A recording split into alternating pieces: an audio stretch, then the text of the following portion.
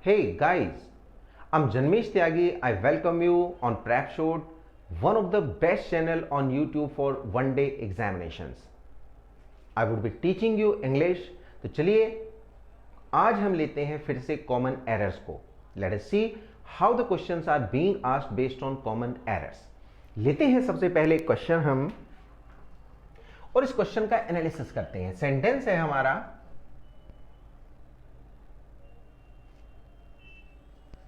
The ball hit me hardly. अब हमारा sentence है the ball hit me hardly. वो इसको क्या करेगा, चार पार्ट में डिवाइड करेगा और चौथे पार्ट में डी यानी लिखेगा नो एरर. फिर आपसे पूछेगा किस पार्ट में कहां पे एरर यहां बनी है. सी कैसे सेंटेंस में हम चेक करेंगे the ball hit me hardly. यहां पे सब्जेक्ट ये वर्ब है, ये ऑब्जेक्ट है और ये क्या है यहां पे, ये गाइस हमारा एडवर्ब है. क्योंकि क्या कह रहा है, बॉल ने मुझे हार्डली हिट किया. राइट. अब ये कैसा एडवर्ब है, ध्यान से देखेंगे. प्रीवियस क्लास में आपने समझा था कि कैसे कैसे हमारे डिफरेंट टाइप्स ऑफ एडवर्ब्स हैं, जिसमें टाइम के, फ्रीक्वेंसी के, मैनर के, प्लेस के एंड ऑल्सो क्वांटिटी के हमने ये देखे थे. तो इसमें अगर हार्डली की मैं बात करूं तो ये कैसा बनेगा, ये हमारा फ्रीक्वेंसी का होगा. कोई चीज कितनी बार कैसे हो सकती है, हार्डली, शायद ही. और ये नेगेटिव है अपने आप में.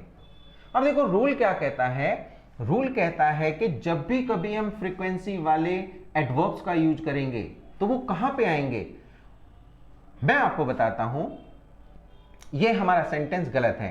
करेक्ट सेंटेंस यहां पे क्या होगा, correct sentence would be the ball hardly hit me, hardly hit me. अब इसमें क्वेश्चन बनता है कि भाई रूल क्या बना, यहां पे हमारा रूल क्या बना. रूल ये कहता है कि adverbs of frequency, adverbs of frequency ये कौन कौन से हैं, जैसे भाई हार्डली है, स्कैर्सली है, ऑलवेज है, ऑफन है, नेवर, सेल्डम, इटीसी. ये सबके सब एडवर्ब्स कैसा फंक्शन करेंगे कि दीज वुड बी कमिंग, कहां पे इनकी पोजीशन क्या बनेगी, इनकी पोजीशन गाइज होगी बिटवीन सब्जेक्ट एंड वर्ब. यानी हम इनका यूज सब्जेक्ट और वर्ब के बीच में करेंगे. अब एक सबसे बड़ा क्वेश्चन उठता है, क्या हमेशा ऐसा होगा? जी हां, लेकिन इसमें एक शर्त क्या है कि यहां पे वर्ब, यहां पे जो हम वर्ब यूज करेंगे वो वर्ब सिंगल वर्ड होगी, अकेली होगी. जैसे सेंटेंस को देखिए the ball hardly hit me, तो हार्डली कहां पे आया है, सब्जेक्ट एंड वर्ब के बीच में. ये सब्जेक्ट वर्ब है, इनके बीच में क्या बन गया हमारा, हार्डली. लेकिन गाइस क्वेश्चन ये बनता है कि अगर वर्ब दो हो तो कहानी क्या बनेगी. तो जरा ध्यान से देखेंगे फिर से. इफ वर्ब्स आर टू, देखो यहां पे टू का मीन्स क्या बना है कि helping verb and main verb ये अब अलग अलग यूज होंगी. ऊपर वाले में क्या है, ये जो यहां पे लिखा है हिट, ये V2 है. The ball hardly hit me, ये V2 है और V2 में डिड भी छुपा हुआ है, क्योंकि जब हम इसको नेगेटिव बनाते हैं, पास्ट इंडेफिनिट नेगेटिव बनाएंगे तो did plus not plus V1 की कंडीशन हमारी बनेगी. अब इसका नीचे वाले का सेंटेंस देखते हैं. सेंटेंस बना हमारा कि she has never, she has never told me to ask questions. बड़े ध्यान से देखेंगे. she has never told me, never क्या है, एडवर्ब्स ऑफ फ्रीक्वेंसी. और देखो कहां पे है, वर्ब नंबर 1 हमारी ये है, वर्ब नंबर 2 हमारी ये है. तो पहली वर्ब के जस्ट बाद कहेंगे, हम ये कभी नहीं कहेंगे कि वो दोनों वर्ब के बीच में आएगा. अगर वर्ब हमारी सिंगल है तो ये आएगा सब्जेक्ट और वर्ब के बीच में, लेकिन अगर हमारी दो दो वर्ब हैं तो पहली वर्ब के गाइस जस्ट बाद हम इसको यूज करेंगे। She has always told me, never told me, seldom told me, hardly told me, scarcely told me, यहां पे हम इनका यूज करेंगे। तो हमें एक बात समझ में आ गई कि फ्रीक्वेंसी वाले सब्जेक्ट और वर्ब और पहली वर्ब के जस्ट बाद आती है, दो टाइप की बातें हमें बिल्कुल ध्यान रखनी है। इसको रब करते हैं और आते हैं एक नए रूल पे।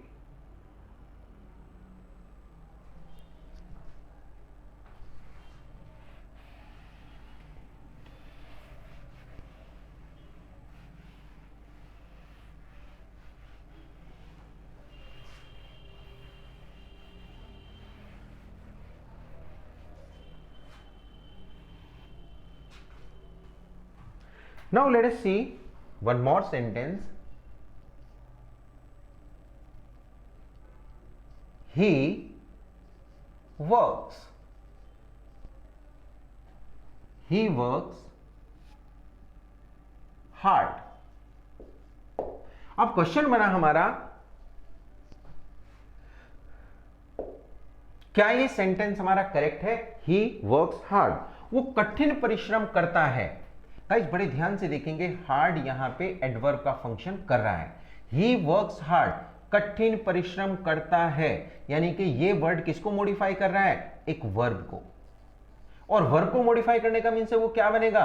एडवर्ब। लेकिन सबसे बड़ी बात बनी कि ये एडवर्ब बेसिकली हमारा टाइप कौन सा है। सो देखेंगे ये हमारा टाइप बनेगा बेसिकली एडवर्ब ऑफ मैनर, कि भाई कोई कैसे काम करता है, क्या हार्ड करता है या हार्ड नहीं करता है, एटसेट्रा। तो ये मैनर का है। और आपको पता है कि मैनर वाले कहां पे आते हैं?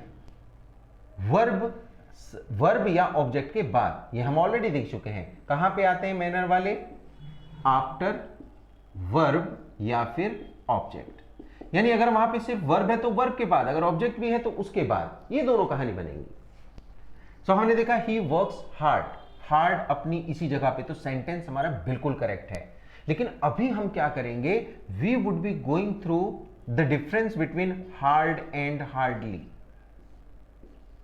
कि भाई इन दोनों के बीच में डिफरेंस क्या बनेगा। सो गाइस बड़ी ध्यान से देखो, हार्ड आपका मैनर का एडवर्ब है, एडवर्ब ऑफ मैनर, जो कि वर्ब या ऑब्जेक्ट के बाद आते हैं। और जबकि हार्डली क्या है? Adverb of frequency.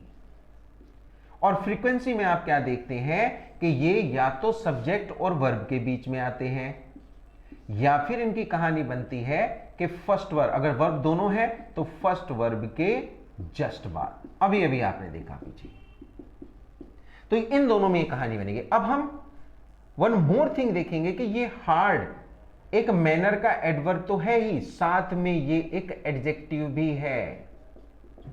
तो जरा इसी पे बेस्ड इस बात को समझ लेते हैं। इसको हम रब कर देते हैं।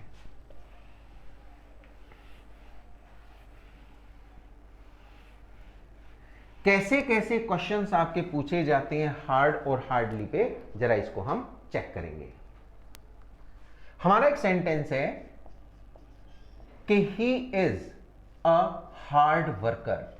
He is a hard worker, वो एक हार्ड वर्कर है, कठिन परिश्रमी है। वर्कर हमारा क्या बनेगा? It would be the noun, ये नाउन है। और ये जो हार्ड है ये एडजेक्टिव का फंक्शन करेगा, क्योंकि आपको पता है नाउन को अगर कोई मॉडिफाई करता है तो that is an adjective. Hard worker, hard nut to crack, तो ये एडजेक्टिव का फंक्शन कर रहा है। लेकिन अगर मैं ये कहूं कि शी वर्क्स हार्ड, अब ये वर्ड किसी नाउन को मॉडिफाई नहीं कर रहा है बल्कि एक वर्ब को मॉडिफाई कर रहा है। ये क्या है? हमारी वर्ब। क्या बन गया? एडवर्ब। और कैसा है? मैनर का, इसलिए वर्ब के बाद। लेकिन अगर मैं ये कहूं कि शी हार्डली वर्क्स, इसका मीन्स बना वो शायद ही काम करती है। तो ये वर्ड भी किसको मॉडिफाई कर रहा है? एक वर्ब को। और क्या बन गया? एडवर्ब। करेक्ट। लेकिन ये एडवर्ब किसका है? फ्रीक्वेंसी का। अब गाइज आपको क्या ध्यान रखना है, अगर आप एडजेक्टिव तो आप समझ जाओगे, लेकिन एडवर्ब एडवर्ब हार्डली हार्ड में जब डिफरेंस करेंगे तो हम कैसे देखेंगे? हार्ड आता है हमेशा वर्ब के बाद। तो भाई अगर हमें हार्ड यूज करना है तो वर्ब प्लस हार्ड हम यूज करेंगे, और अगर आपको हार्डली यूज करना है तो ये किसके पहले आएगा?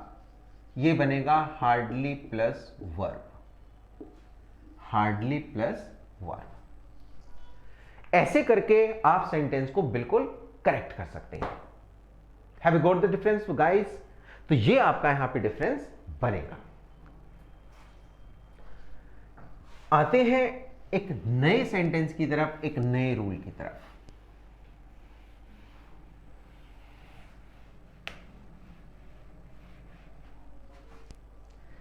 सेंटेंस है हमारा, what is the difference between fast and fastly? बहुत इंपॉर्टेंट है, आस्क्ड इन मेनी एग्जाम्स। हम एक सेंटेंस लेते हैं, कॉमन एरर का यहां पे, कि ही ran fastly in the race। So guys ध्यान से देखो, he ran fastly in the race। he ran, वो दौड़ा, कैसे दौड़ा? मैनर का हमारा बन गया, कैसे दौड़ा? फास्टली। कहां पे दौड़ा? इन द रेस, प्लेस का बन गया। लेकिन गाइस हमने गलती यहां पे क्या कर दी है? ये जो फास्टली हमें दिख रहा है ये बिल्कुल गलत है। Actually fastly does not exist.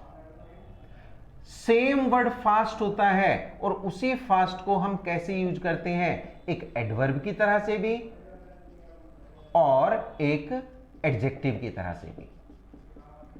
भाई जैसे हमने स्लो, स्लो हमारा हमेशा क्या होता है? एडजेक्टिव, जबकि स्लोली क्या बन जाता है? एडवर्ब।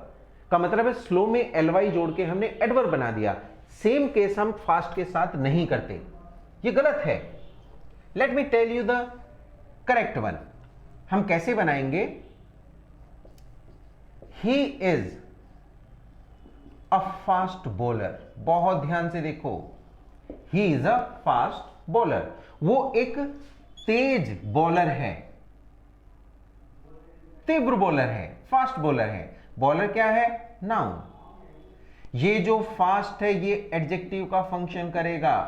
क्यों करेगा एडजेक्टिव का? क्योंकि ये एक नाउन को मॉडिफाई कर रहा है। यहां पे हमारा फास्ट किसको मॉडिफाई कर रहा है? एक नाउन को। हमने कहा बिल्कुल करेक्ट है, एडजेक्टिव बन गया। लेकिन गाइस अगर मैं कहूं आपको कि ही बॉल्स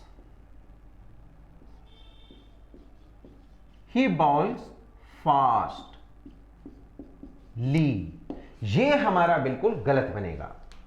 अब देखो इसे करेक्ट करने के लिए हम क्या करेंगे? ही बाउल्स फास्ट, ये बनेगा। अब देखो फास्ट कैसे करता है? फास्ट करता है, मैनर का है, वर्ब के बाद आएगा। एडजेक्टिव है, नाउन के पहले आएगा। Fast bowler, fast runner, fast reader, ऐसे बनाते हैं हम। तो ये हमेशा एडजेक्टिव के पहले यूज होगा। तो यहां पे हमने दो बातें देखी कि फास्ट और फास्टली पे बेस्ड क्वेश्चन को हम कैसे करेक्ट कर सकते हैं। तो एडजेक्टिव के रूप में नाउन के पहले, जबकि एडवर्ब के रूप में ये वर्ब के बाद आएगा। बस ये आपको ध्यान रखना है। इसको रब कर देते हैं और देखते हैं इसी पे बेस्ड, एडवर्ब पे based some more questions that are probable to be asked in exam।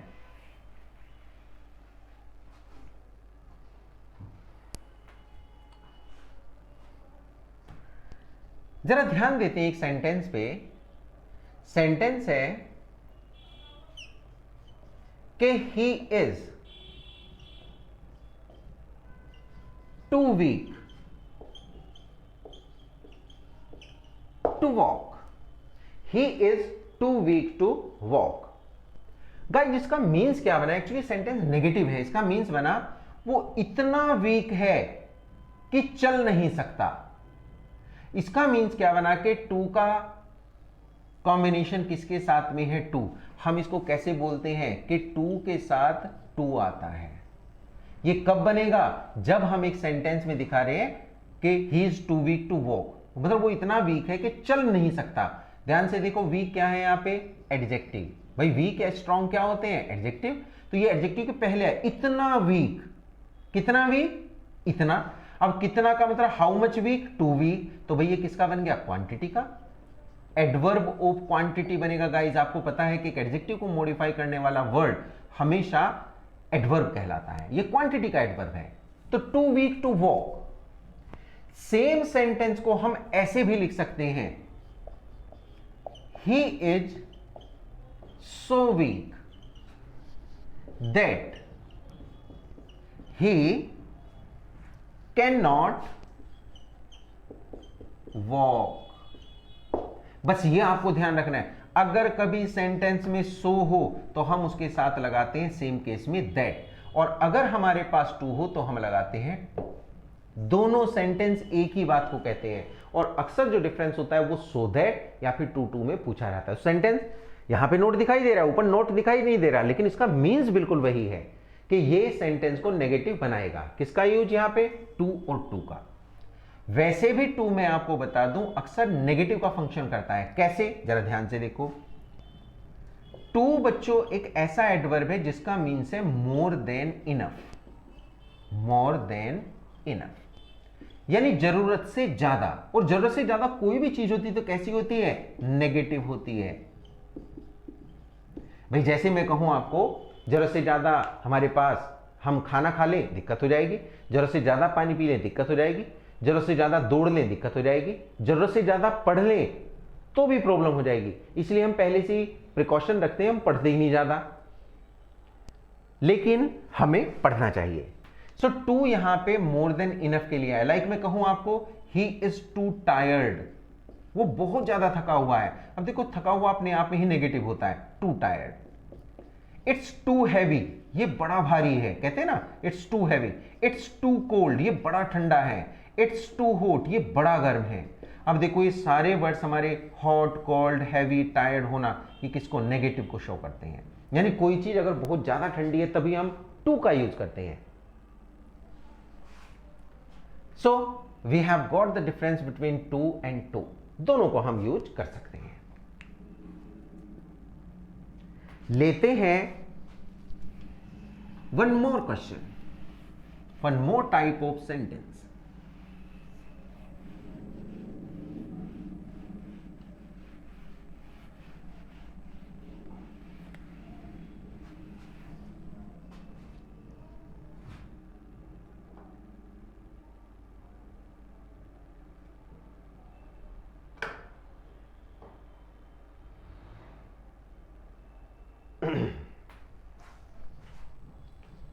Now let us take one more question.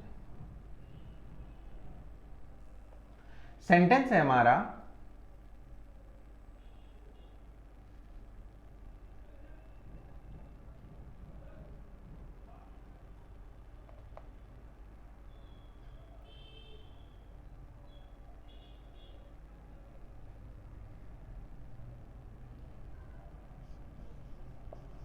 Reena is too interesting. Reena is too interesting.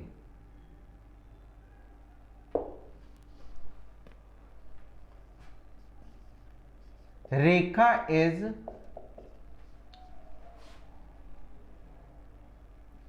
Very interested. अब हमें देखने में दोनों सेंटेंस बिल्कुल करेक्ट लग रहे हैं, बट गाइस ये करेक्ट नहीं है। अब हम जरा देखते हैं ऐसा क्यों, वाई सो। सी, टू यहां पे क्या है, एडवर्ब। भाई आपको पता है एडवर्ब का फंक्शन करता है। वेरी क्या है, एडवर्ब का फंक्शन करता है। अब हम एक चीज देखेंगे दोनों के बीच में डिफरेंस, कि अगर टू आता है और वेरी आता है, कैसे हम दोनों को डिफरेंस कर पाएंगे। वेरी के साथ हमेशा आती है वर्ब की first form plus ING. Very के साथ आती है हमेशा वर्ब की फर्स्ट फॉर्म प्लस आईएनजी। जबकि अगर यहां पे मोर हो तो हम क्या लगाते हैं, V3। अगर यहां पे मच हो, करेक्ट। अगर यहां पे टू हो तो भी हम V3 का यूज करते हैं। का मीन्स बना, अगर मेरे को रेखा इज वेरी इंटरेस्टेड नहीं, इंटरेस्टिंग। और अगर मैं कहूं कि रीना इज टू इंटरेस्टिंग, गलत, टू इंटरेस्टेड। और अगर हम मच का यूज करें, he is much interested in my singing, वो मेरी सिंगिंग में बड़ा इंटरेस्टेड है, मेरे सॉन्ग में बड़ा इंटरेस्टेड है। सो गाइज मच यहां पे कैसा फंक्शन कर रहा है, अब ध्यान से देखो, इंटरेस्टेड जो है, जो V3 का फंक्शन कर रहा है, ये भी एक एडजेक्टिव का वर्क करेगा। कैसा वर्क करेगा? एडजेक्टिव का, क्योंकि V3 जब हम लगाते, जैसे मैं कहूं आपको ब्रोकन हार्ट, तो ब्रोकन हार्ट के पहले आया, एडजेक्टिव का फंक्शन करेगा। ये एक्चुअली पास्ट पार्टिसिपल है, और पास्ट पार्टिसिपल अगर किसी नाउन के पहले आता है, यानी कि V3 अगर, जैसे मैं कहूं आपको लॉस्ट चाइल्ड, मैं कहूं आपको ब्रोकन हार्ट, मैं कहूं आपको टायर्ड लायन, तो यहां पे तीनों V3 जो है कैसा फंक्शन कर रही है? नाउन के पहले आके एडजेक्टिव का फंक्शन। तो यहां भी he is interested, he is much interested. Much क्या है आपका? एडवर्ब। टू क्या है? एडवर्ब। वेरी क्या है? एडवर्ब। ये एडवर्ब का फंक्शन कर रहे हैं। So we can make a difference between too and very. आते हैं एक नए सेंटेंस पे।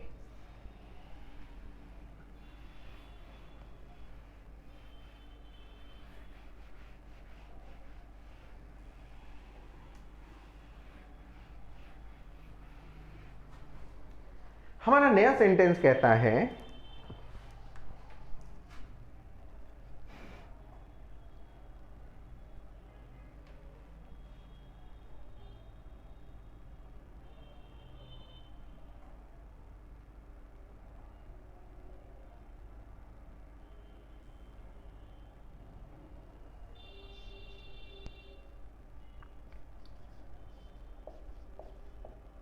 मधु is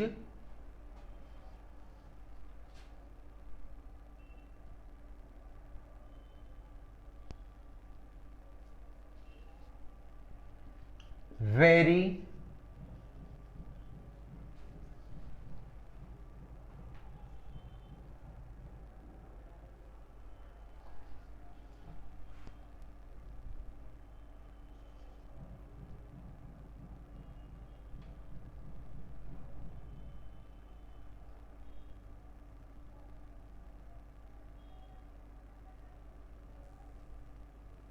beautiful. Madhu is very beautiful. She is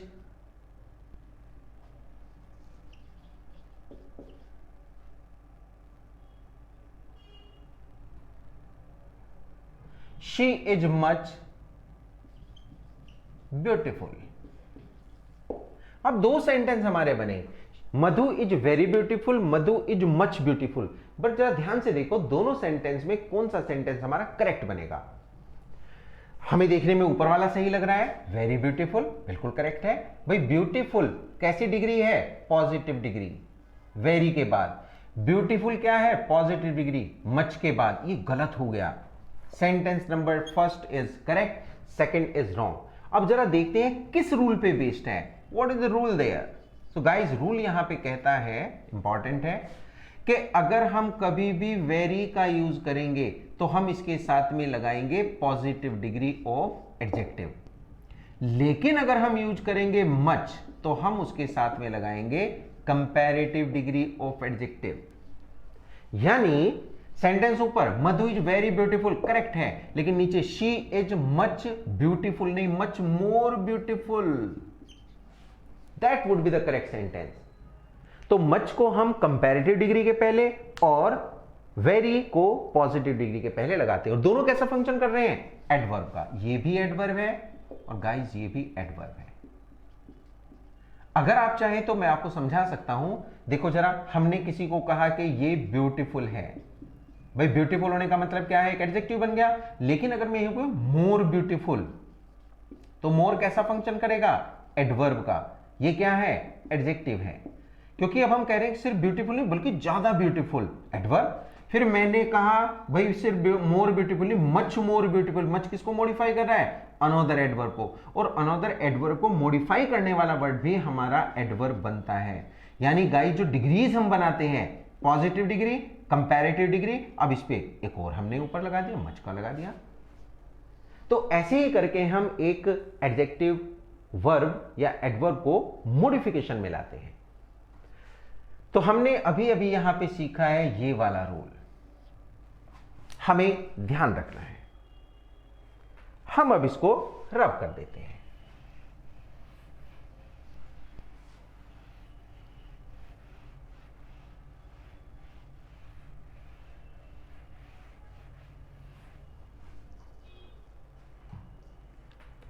अब गाइस एक सेंटेंस देखते हैं।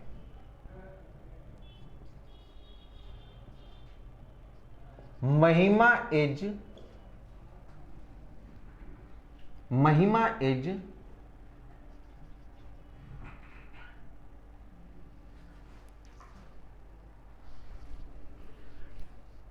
Too much beautiful. महिमा इज टू मच ब्यूटीफुल, या टू मच वाइज कर लेते हैं, इसको थोड़ा चेंज कर लेते हैं सेंटेंस को। महिमा इज टू मच इंटेलिजेंट। हमारा सेंटेंस बना महिमा इज टू मच इंटेलिजेंट, बहुत ज्यादा इंटेलिजेंट है। या फिर हम सेंटेंस बनाए Rekha is much too intelligent. Question बनता है कि भाई कौन सा इनमें से करेक्ट है और कौन सा करेक्ट नहीं है। सो गाइस जरा ध्यान से देखते हैं कि ये दोनों सेंटेंस हमारे किस रूल पे बेस्ड हैं। Let me tell you the rule how to find the error between these sentences. हम कैसे इसमें एरर को देखेंगे। तो फर्स्ट वन देखें, महिमा is too much intelligent. Guys ये जो टू मच है और मच टू है, इन दोनों पे फोकस हमें करना है। कभी भी अगर आप टू मच का यूज करते हैं एज अ फ्रेज, ये हमेशा नाउन से पहले आएगा। तो टू मच का यूज हम कहां पे करते हैं? नाउन से पहले। जबकि ये जो फ्रेज है मच टू, ये हमेशा एक एडजेक्टिव से पहले आएगी। इसके थ्रू हम सेंटेंस को, तो इसको बस आपको याद रखना हो, कुछ इसमें जानने की जरूरत नहीं है। टू मच एक फ्रेज है, मच टू एक अगेन फ्रेज है। तो अगर मैं कहता हूं Mahima is too much intelligent, that is wrong. Mahima is इसको हैज बना लेते हैं। Mahima has too much pain. भाई पेन क्या होता है? नाउन होता है। अब ये करेक्ट है बिल्कुल। तो महिमा हैज टू मच पेन, बहुत ज्यादा पेन उसको है। लेकिन अगर मैं कहता हूं कि रेखा इज मच टू इंटेलिजेंट, क्या बन गया हमारा? एडजेक्टिव। सो गाइस ये बिल्कुल करेक्ट हो जाएगा। तो देखो टू मच के बाद हमने क्या लगाया यहां पे? नाउन। जबकि मच टू के बाद हमारा क्या है? Adjective. This way you can find out the error between these two sentences. यानी कि टू मच का use and guys much too का हमारा यूज इस पे बेस्ड होगा। सो These were the rules based on common errors, जो हमने बेसिकली इस पे वर्क किए हैं।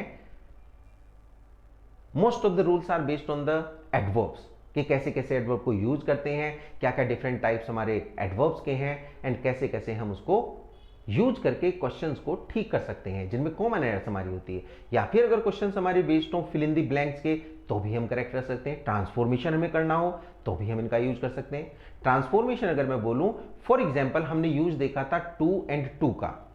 सो गाइज वो आपको बोल सकता है कि सेम सेंटेंस में आप सो एंड दैट का यूज करके सेंटेंस को चेंज करो, ट्रांसफॉर्म करो। तो हम कैसे ट्रांसफॉर्म करेंगे? until and unless we do not know the rule like to and so that। तो यही इन सेंटेंसेस का, यही इन रूल्स का यूज आपके एग्जाम में बनेगा। तो चलिए गाइस आज हम इतना वर्क करते हैं, मिलते हैं नेक्स्ट वीडियो में। इस वीडियो को लाइक करें, शेयर करें, सब्सक्राइब करें और बढ़िया से पढ़ते रहें। Keep learning, keep growing. Thank you so much.